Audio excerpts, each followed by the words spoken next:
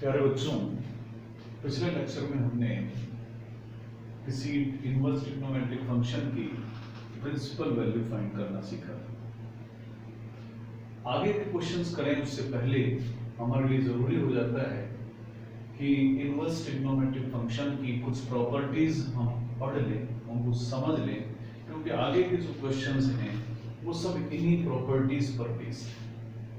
सबसे पहले तो हमें सभी इनवर्स ट्रिग्नोमेट्रिक फंक्शंस की प्रिंसिपल वैल्यू ब्रांच याद होनी चाहिए। तो अब हम शुरू करते हैं कि जो प्रॉपर्टीज हमें मुख्य तौर पर इस क्लास में काम आएंगी। पहला सेट है कि sine inverse of sine x, x होता है, कॉस इनवर्स कॉस एक्स भी एक्स होता है, टेंजेंट इनवर्स टेंजेंट एक्स भी एक्स होता है, इसी तरह से cot inverse of cot x भी एक्स होता है, सीकेंट इनवर्स सीकेंट एक्स भी एक्स होता है और कोसिकेंट इनवर्स कोसिकेंट एक्स भी एक्स होता है। लेकिन आपको एक बात ध्यान रखनी है कि ये जितने भी आइडेंटिटीज हैं इनमें से कोई भी आइडेंटिटी यूनिवर्सल ट्रूथ नहीं है, ये सभी कंडीशनल आइडेंटिटीज हैं। किस कंडीशन में ये सही होती है वो हमें पता होना चाहिए। ये sine inverse sine x equal to x केवल उस समय ही सही है जबकि ये जो एंगल एक्स लिया जा रहा है ये इनवर्स ट्रिग्नोमेट्रिक फंक्शन की प्रिंसिपल वैल्यू ब्रांच से लिया गया हो। अगर प्रिंसिपल वैल्यू ब्रांच से नहीं लिया गया है तो हम साइन इनवर्स साइन एक्स को एक्स नहीं लिख सकते। हम ऐसा तभी लिख पाएंगे जबकि ये एंगल प्रिंसिपल वैल्यू ब्रांच से लिया जाएगा। तो sine inverse sine x equal to x तब तक ही सही है जब x माइनस पाई बाई 2 के और पाई बाई 2 के क्लोज इंटरवल में से लिया जाए। इसी तरह से cos inverse of cos x equal to x तब सही है जबकि x को हम 0 और पाई के क्लोज इंटरवल से लेते हैं। तो ये सारे के सारे आइडेंटिटीज उसी समय सही हैं जब x इनकी प्रिंसिपल वैल्यू ब्रांच से लिया गया हो। दूसरा जो सेट है इन आइडेंटिटीज का वो है कि sine of sine inverse x भी एक्स होगा, cos of cos inverse x भी एक्स होगा, tangent of tan inverse x भी एक्स होगा, cot of cot inverse x भी एक्स होगा, secant of secant inverse x भी एक्स होगा और cosec of cosec inverse x भी एक्स होगा। लेकिन ये भी यूनिवर्सली ट्रू नहीं है, ये भी तभी तक वैलिड है जब तक कि ये डिफाइन है। आपको याद होगा साइन इनवर्स एक्स उसी समय डिफाइन होगा जब x माइनस 1 और 1 के क्लोज इंटरवल में से लिया जाता है। तो हमें ये देखना है कि ये इनवर्स फंक्शन कब कब डिफाइन है, वो x की वैल्यू होगी जैसे x यहाँ पर माइनस 1 और 1 के क्लोज इंटरवल में से लेना है। tan इनवर्स x और cot इनवर्स x के केस में x कोई भी रियल नंबर हो सकता है, जबकि secant इनवर्स x और cosecant इनवर्स x के केस में x पूरे रियल नंबर में से कोई भी नंबर हो सकता है एक्सेप्ट माइनस 1 और 1 का ओपन इंटरवल। अगली प्रॉपर्टी है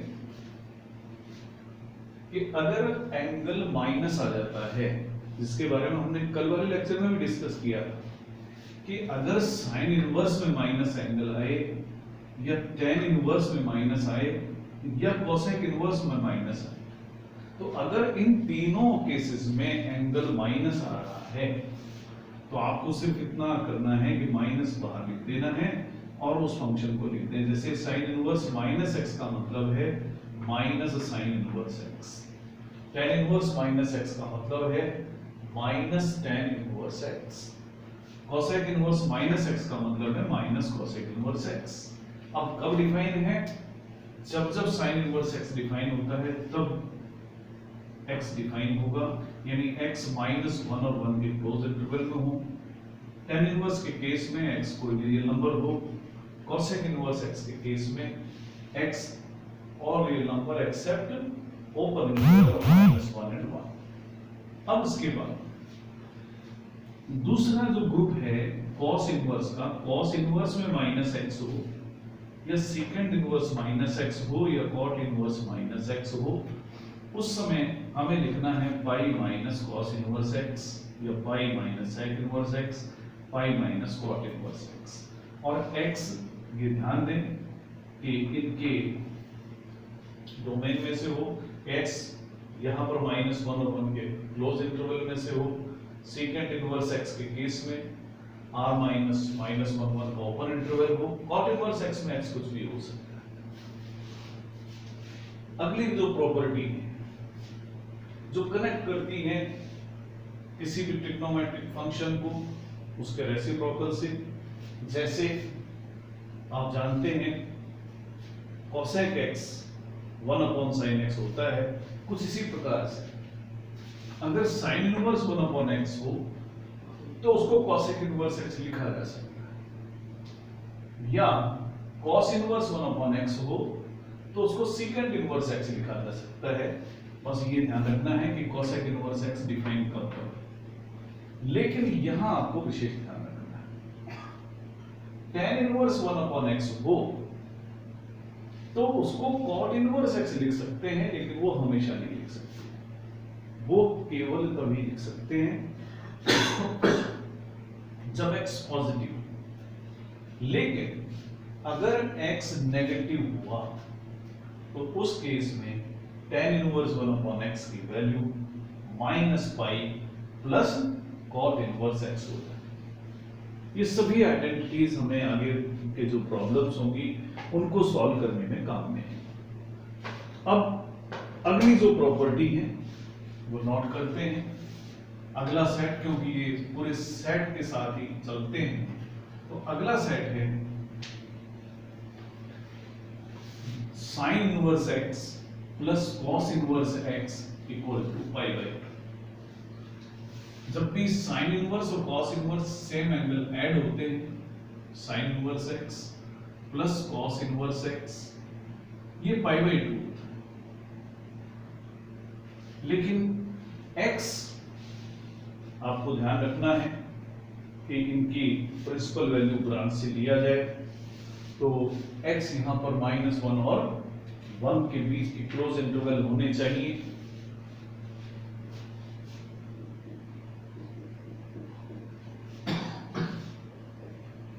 इसी तरीके से tangent inverse x plus cot inverse x ये भी पाई/2, और यहां किसी प्रकार का रेस्ट्रिक्शन नहीं, यानी x कोई भी रियल नंबर होगा तो ये रूल हमेशा एप्लीकेबल होगा। इसी तरह से secant inverse x plus cosecant inverse x भी पाई/2 होगा। यहां जो x होगा ऑल रियल नंबर्स हो सकता है एक्सेप्ट -1 और 1 के बीच का ओपन इंटरवल। अब अगली जो प्रॉपर्टी है ये शायद सबसे ज्यादा काम में आने वाली प्रॉपर्टी है। ये tan इनवर्स के एंगल्स को ऐड करती है या सब्ट्रैक्ट करती है। तो अगली प्रॉपर्टी 6th सेट हम कह सकते हैं कि अगर मेरे पास tan इनवर्स के दो एंगल ऐड करने हो या सब्ट्रैक्ट करने हो, यानी tan inverse x plus tan inverse y, तो इनका जो वैल्यू है tan inverse x plus tan inverse y का, वो tangent inverse x plus y upon 1 minus x। यहां आपको ये बात ध्यान रखनी है कि ये जो डिनोमिनेटर है ये पॉजिटिव होना चाहिए, यानी 1 माइनस xy पॉजिटिव होना चाहिए। यानी आपको ध्यान रखना है कि xy हर हालत में 1 से कम हो, क्योंकि अगर ये 1 से ज्यादा हो जाएगा तो उस केस में ये नेगेटिव हो जाएगा। तो आपको ध्यान रखना है कि डिनोमिनेटर हमेशा पॉजिटिव बना रहे। तो tan inverse x plus tan inverse y equal to tan inverse x plus y upon 1 minus xy हो। इसी तरह से अगर हम tan इनवर्स x में से tan इनवर्स y को माइनस करेंगे तो रिजल्टेंट आएगा tangent inverse x minus y और 1 प्लस xy। यहां पर भी xy की जो वैल्यू है वो इस तरीके से रखनी है कि वो डिनोमिनेटर को पॉजिटिव बनाएं, यानी xy की जो वैल्यू है वो हमेशा -1 से बड़ी रखें। अगर ऐसा होगा तब जाकर इस फॉर्म में ये नंबर ऐड होते हैं। अगर सिचुएशन चेंज होती है कि अगर xy 1 से लेस नहीं है यहां पर, तो ये फॉर्मूले आइडेंटिटीज का स्वरूप बदल जाता है। लेकिन हमारे 12th क्लास के सिलेबस में जो x और y लिए जाएंगे तो वो इसी प्रकार से लिए जाएंगे कि उनका जो प्रोडक्ट आएगा वो हमेशा 1 से कम ही आएगा। ये सबसे ज्यादा यूज होने वाली आइडेंटिटी है, तो इनको आप विशेष तौर से ध्यान देकर करेंगे, क्योंकि सबसे ज्यादा क्वेश्चंस अगर पूछे जाते हैं तो इन्हीं पर पूछे जाते हैं। अब उसके बाद अगली प्रॉपर्टी है जिसमें tan इनवर्स x को अलग अलग इनवर्स ट्रिग्नोमेट्रिक फंक्शन की फॉर्म में कैसे लिख सकते हैं वो हम लिखेंगे।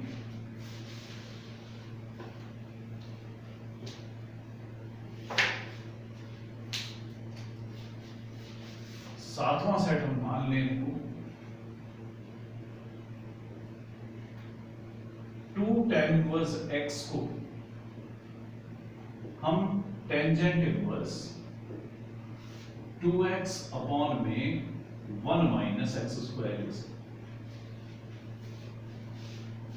लेकिन आपको यहां ये ध्यान रखना है कि डिनोमिनेटर हमेशा पॉजिटिव बना रहे, यानी x की जो वैल्यू है वो -1 और 1 के ओपन इंटरवल में होनी चाहिए, तब जाकर ही ये फॉर्मूला वैलिड होगा। इसी तरह से 2 tan इनवर्स x को sine inverse 2x upon 1 plus x square लिखा जा सकता है। और यहां पर जो x है वो -1 और 1 के क्लोज इंटरवल में होना चाहिए। इसी तरह से 2 tan इनवर्स x को cos inverse 1 minus x square upon 1 plus x square लिखा जाना पॉसिबल है। यहां ये ध्यान रखना होता है कि x ग्रेटर और इक्वल टू 0 हो, यानी x की वैल्यू नेगेटिव नहीं होनी चाहिए। x जो भी हो 0 या उससे बड़ा होना चाहिए, तब जाकर ही हम इनको इस तरीके से लिख पाते हैं। तो ये जो आइडेंटिटीज हैं tan इनवर्स x के साथ में tan इनवर्स को रिलेट करती हैं, sin इनवर्स को रिलेट कर देती हैं और cos इनवर्स को रिलेट कर देती हैं। ये हम पहले भी पढ़ चुके हैं कि कैसे हम सेकेंड इनवर्स x को cos इनवर्स x के साथ रिलेट कर सकते हैं या cosecant इनवर्स x को sin इनवर्स x के साथ में रिलेट कर सकते हैं। इसी तरह से अब हम बात करेंगे 2 sin इनवर्स, जैसे यहाँ हमने 2 tan इनवर्स x की आइडेंटिटीज लिखी हैं, अब हम 2 sin इनवर्स x की और 2 cos इनवर्स x की आइडेंटिटीज लिखेंगे। तो अगला सेट है 2 sin इनवर्स x और 2 cos इनवर्स x की आइडेंटिटीज का। 2 sin इनवर्स x को हम लिख सकते हैं sin inverse 2x into √1 minus x square. लेकिन क्योंकि कंडीशन यहां पर भी लागू है, ये मैं पहले ही बता चुका हूं कि कोई भी ट्रिग्नोमेट्रिक आइडेंटिटी यूनिवर्सली ट्रू नहीं है, ये सब कंडीशनली ट्रू है। तो ये उस समय ट्रू है जब x की वैल्यू -1/√2 से प्लस के 1/√2 के क्लोज इंटरवल में होती है। इसी तरह से 2 cos इनवर्स x को हम cos inverse 2x into 2x square -1 की फॉर्म में लिख सकते हैं। मतलब इसको और तरीकों से भी लिख सकते हैं, sin inverse 1 minus 2x square भी लिख सकते हैं। यहां पर x जो है 0 और 1 के क्लोज इंटरवल में होना चाहिए, तब जाकर ये उस स्थिति में 2 cos इनवर्स x की value cos inverse 2x square -1 के बराबर होती है। x की जब ये वैल्यू चेंज होती रहती हैं तो उस समय फॉर्मूलों की शेप भी चेंज हो जाती है। इनको अलग तरीके से लिखा जा सकता है। ये 2 cos इनवर्स x और 2 sin इनवर्स x के फॉर्मूले हमने पढ़े। अब हम 3 sin inverse x, 3 cos inverse x और 3 tan इनवर्स x की आइडेंटिटीज पढ़ेंगे। तो अगला जो सेट है वो 3 sin इनवर्स x का है। 3 sin इनवर्स x। ये सारी जो आइडेंटिटीज हम पढ़ रहे हैं इनको हम आसानी के साथ प्रूव भी कर सकते हैं, लेकिन अभी हम अपने लेक्चर को छोटा रखना चाहते हैं। जब हम रिवाइज करेंगे उस समय हम इनके प्रूफ्स भी पढ़ेंगे कि किस तरह से प्रूव करे जा सकते हैं। तो 3 sin इनवर्स x को sin inverse 3x minus 4x cube लिखा जा सकता है। आपको अगर 11th क्लास के फॉर्मूले याद हैं तो आपको कुछ लगेगा कि हमने इनका जैसा पढ़ रखा है। x इक्वल, अब x जो होगा यहाँ पर -1/2 और 1/2 के क्लोज इंटरवल में से लिया जाएगा तो उस समय ये वैलिड होगा। इसी तरह से 3 cos inverse x, cos inverse 4x cube minus 3x, और x जो होगा 1/2 से हाफ के क्लोज इंटरवल में से होगा। 3 tan इनवर्स x की अगर हम बात करें तो 3 tan inverse x tangent inverse 3x minus x cube और 1/1 माइनस 3x स्क्वायर के इक्वल। ये सारे फॉर्मूले आपको याद होगा। tan 3 थीटा का एक फॉर्मूला हमने पढ़ा था, 3 tan theta minus tan cube theta 1 minus 3 tan square theta, इस तरह से। तो उसी फॉर्मूले की हेल्प से ये बनता भी है। यहाँ पर जो x है वो -1/√3 से 1/√3 के क्लोज इंटरवल में होना चाहिए। तो ये हमने आइडेंटिटीज लिखी हैं और उनके साथ में हम वो कंडीशंस लिखते जा रहे हैं जिस समय ये आइडेंटिटीज वैलिड होती हैं। ये यूनिवर्सली वैलिड नहीं होती। अब उसके बाद में आते हैं साइन इनवर्स x और साइन कॉस इनवर्स के दो एंगल्स को ऐड करने वाली आइडेंटिटीज।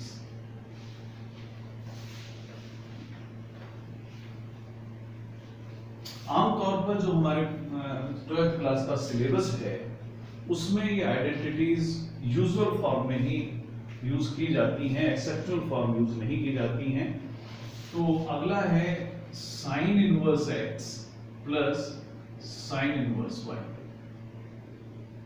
तो इनका रिजल्ट आता है sine inverse x into √1 minus y square plus y into √1 minus x square.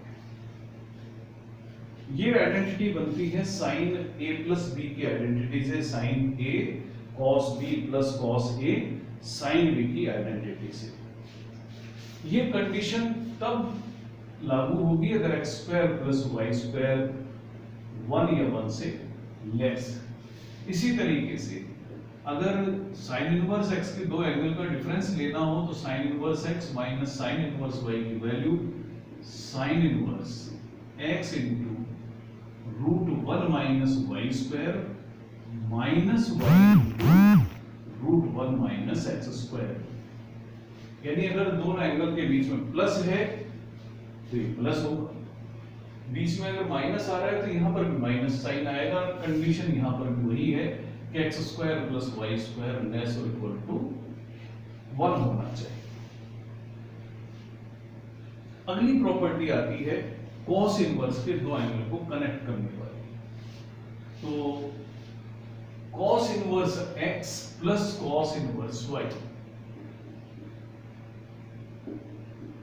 को अगर हम इकट्ठा लेते हैं, सम करते हैं तो cos inverse x into y minus √1 minus x square और √1 माइनस वाई स्क्वायर का प्रोडक्ट आता है।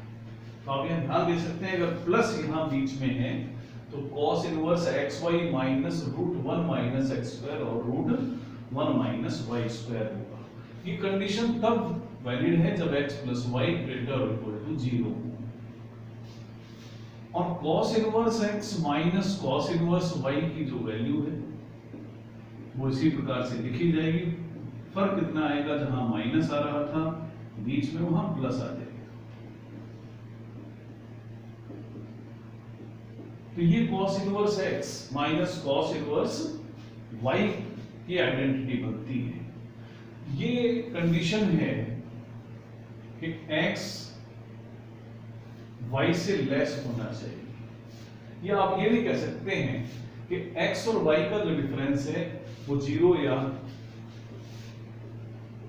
0 से कम होना चाहिए। तो ये कुछ आइडेंटिटीज हैं जिनका हम यूज करेंगे।